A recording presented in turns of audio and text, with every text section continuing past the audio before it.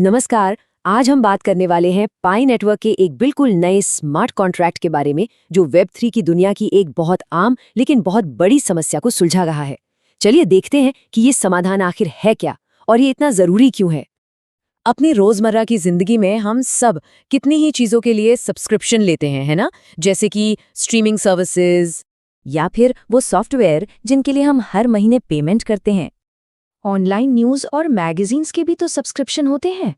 और हाँ, जिम या दूसरे क्लब्स की मेंबरशिप्स, मतलब सब्सक्रिप्शंस हर जगह हैं, हमारी लाइफ का एक हिस्सा। लेकिन एक दुनिया है जहाँ ये लगभग गायब हैं। तो सवाल ये उठता है ना कि अगर ये हमारी जिंदगी में इतने आम हैं, तो फिर ब्लॉकचेन और वेब 3 की दुनिया में इन्हें लागू करना इतना मुश्किल क्यों रहा है? और यहीं पर पूरी कहानी की असली पहेली शुरू होती है। ब्लॉकचेन पर एक साधारण सा दिखने वाला सब्सक्रिप्शन मॉडल बनाना असल में अब तक काफी पेचीदा रहा है। असल में दिक्कत ये थी कि अब तक जितने भी समाधान थे उनमें कोई ना कोई समझौता करना ही पड़ता था। या तो यूजर का अपने फंड्स पर कंट्रोल कम हो जाता था या फिर पूरी प्रक्रिया बहुत ज्यादा मुश्किल और बोझिल हो जाती थी। अब जरा इस स्लाइड को देखिए, ये बहुत दिलचस्प है। ये पुराने और नए तरीके का फर्क एकदम साफ साफ दिखाती है। पहले क्या होता था, आपको अपना पूरा बजट पहले से ही कहीं ना कहीं लॉक करना पड़ता था, या फिर सोचे हर पेमेंट के लिए बार बार मंजूरी देनी पड़ती थी। कितना झंझट। लेकिन पाई का तरीका ये बिल्कुल अलग है। इसमें फंड्स आपके अपने वॉलेट में ही रहते हैं और आप एक तय समय के लिए बस एक बार में मंजूरी दे देते हैं। सबसे बड़ी बात, वॉलेट लेवल का कंट्रोल बना रहता है। तो पाई नेटवर्क ने इस पहेली को सुलझाया कैसे? जवाब है उनका नया सब्सक्रिप्शन स्मार्ट कॉन्ट्रैक्ट। चलिए समझते हैं कि ये असल में काम कैसे करता है। इस डिजाइन की सबसे कमाल की बात पता है क्या है? आप एक बजट तो तय कर देते हैं, लेकिन पैसा आपके वॉलेट से हिलता भी नहीं है जब तक कि पेमेंट का असली टाइम नहीं आ जाता। मतलब फंड्स को पहले से कहीं लॉक करने का कोई चक्कर ही नहीं।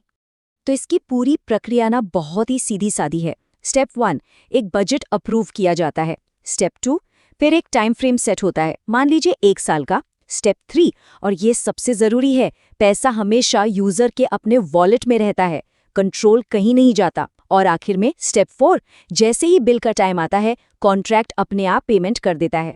तो इसका निचोड़ क्या है? निचोड़ ये है कि ये समाधान वेब 3 के सबसे बड़े उसूल को बनाए रखता है कि फंड्स पर पूरा कंट्रोल हमेशा यूजर का हो।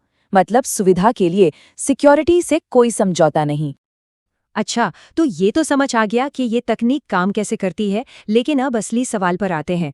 इसकी अहमियत क्या है? पाई इकोसिस्टम के लिए इसके क्या मायने हैं? सोचिए जरा, इस एक तकनीक से डेवलपर्स के लिए कितनी सारी संभावनाएं खुल गई हैं।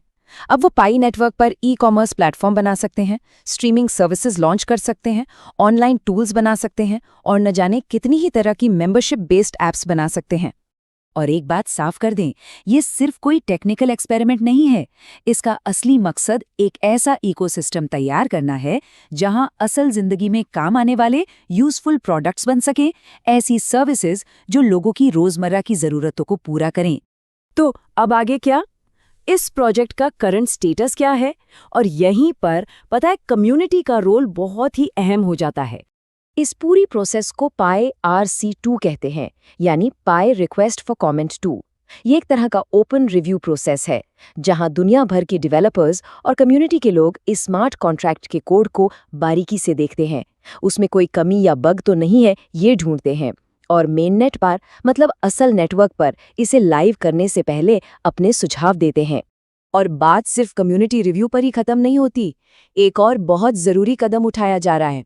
इसकी सिक्योरिटी और भरोसे को पक्का करने के लिए इस कॉन्ट्रैक्ट का बाहरी ऑडिटिंग सर्विसेज से भी ऑडिट करवाया जा रहा है।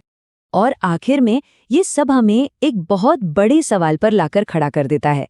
क्या इस तरह के यूजर कंट्रोल्ड पेमेंट सिस्टम्स, जहां कंट्रोल हमेशा लोगों के अपने हाथ में हो, आने वाले कल में पूरे इंटरनेट का एक नया स्टैंडर्ड बन सकते हैं?